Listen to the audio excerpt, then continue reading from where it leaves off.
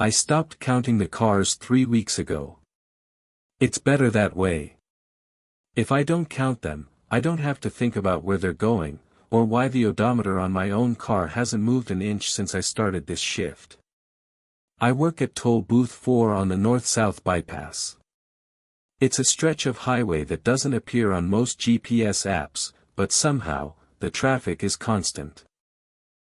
The pay is $34 an hour, which is insane for a job that consists of sitting in a 4x4 plexiglass box and taking $5 bills from tired commuters. The catch? I only work the 11 p.m. to 7 a.m. shift, and I'm never allowed to leave the booth until my relief shows up. Not for a bathroom break. Not for a stretch. Not even if the booth starts shaking. The booth smells like ozone, stale coffee, and that weird, metallic scent you get right before a thunderstorm. It's cramped, but it's mine. I have a small space heater that rattles and a radio that only picks up static and one station playing lounge music from the 1940s. My training was exactly 10 minutes long. A guy named Miller, who looked like he hadn't slept since the Nixon administration, handed me a laminated sheet of paper and a roll of quarters. He didn't tell me how to use the computer or how to call for help. He just pointed at the list. Rule 1. Never look a driver directly in the eyes if they're wearing sunglasses at night. Rule 2. If a car stops and the window doesn't roll down, do not knock. Just wait. Rule 3. If you receive a coin that feels warm to the touch, do not put it in the register. Drop it in the bucket of water under the stool. I thought it was a joke. A hazing ritual for the new guy. Then I saw the first car. It was a rusted-out Chevy Impala, the kind that should have been in a scrap heap decades ago. It didn't make an engine sound. It just drifted up to the window like a ghost. The driver was a man in a flannel shirt. He didn't look at me. He just held out a crumpled $5 bill. His skin looked like wet parchment, translucent and thin. When I took the money, his fingers brushed mine. They were ice cold, but not the cold of a winter night. It was the cold of a deep freezer. I gave him his change, the gate lifted, and he drove off into the darkness. I watched his taillights.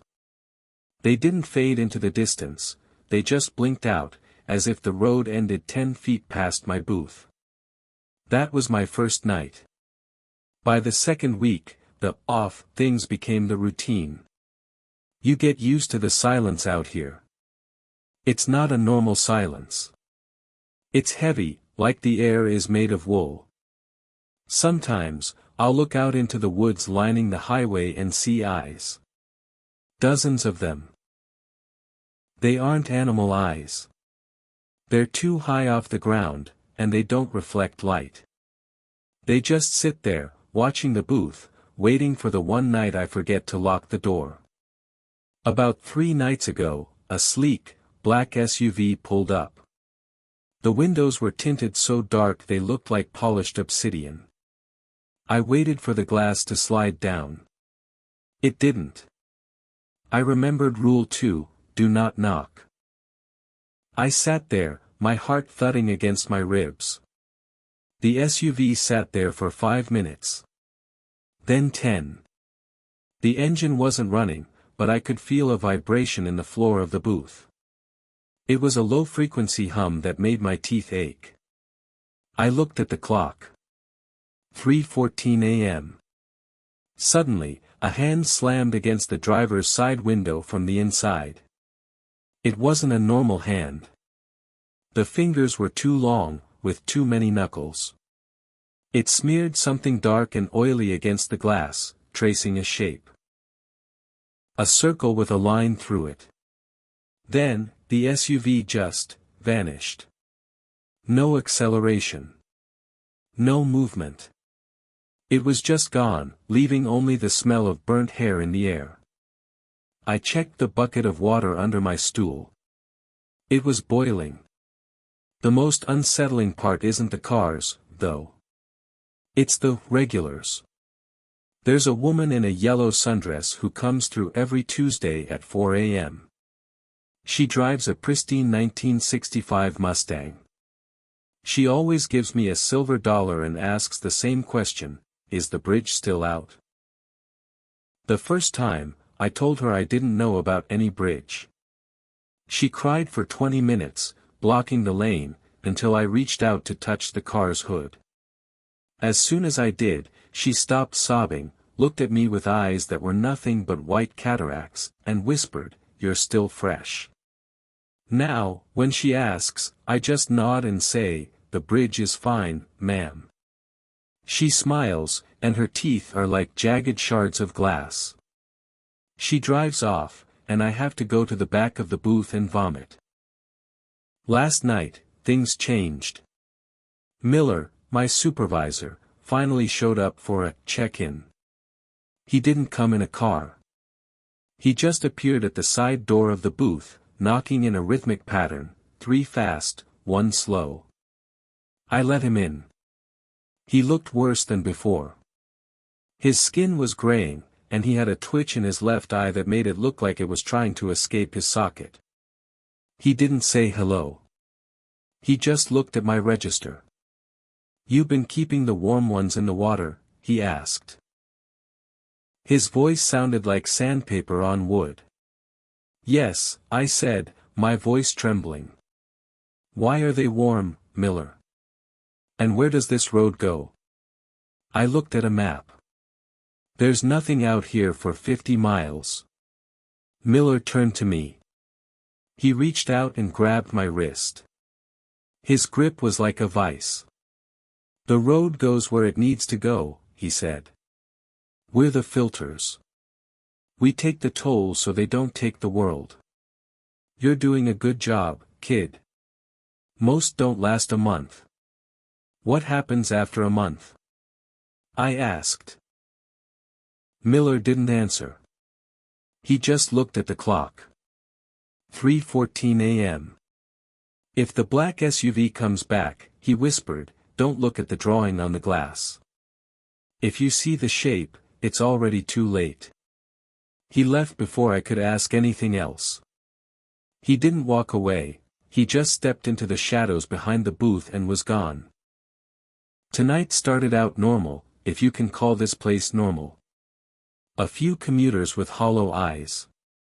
A truck carrying what looked like massive, pulsing organs under a tarp. The usual. But then, at 2 a.m., a car I'd never seen before pulled up. It was my car. My 2018 Honda Civic.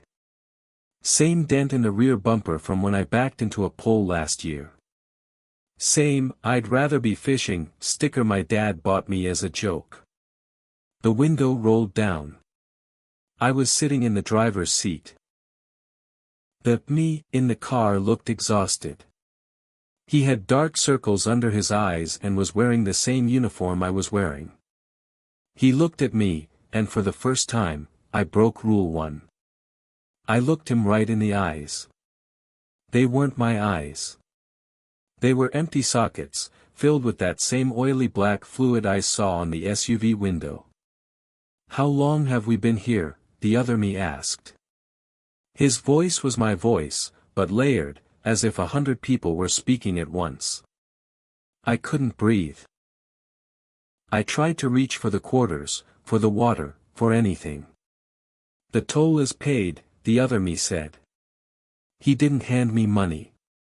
He handed me a small, dried-up piece of leather. It took me a second to realize it was a human ear. "He's coming for the keys tonight. Don't give them to him." The car sped off, leaving a trail of black smoke that smelled like a funeral pyre. I've been sitting here for 3 hours since then. I've locked both doors. I've turned off the heater. The lounge music on the radio has stopped, replaced by a sound like a heartbeat. A slow, heavy thud that vibrates the plexiglass. Thump. Thump. Thump, asterisk. It's 3:10 a.m. In 4 minutes, the black SUV will be here. I can see the headlights in the distance. They aren't white or yellow. They're a deep, bruising purple. I'm looking at the keys to the booth hanging on the hook by the door. They're glowing. Not a bright glow, but a faint, sickly green pulse that matches the heartbeat on the radio.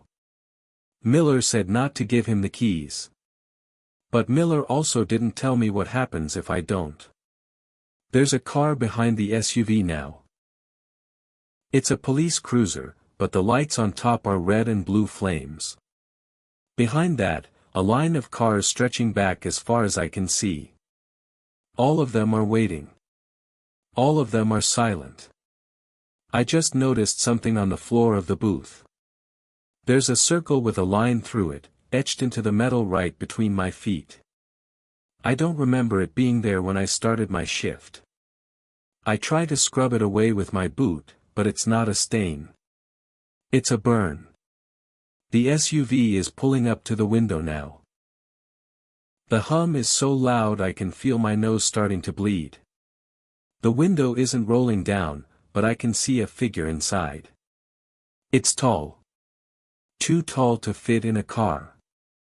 Its head is pressed against the ceiling, craned at an impossible angle.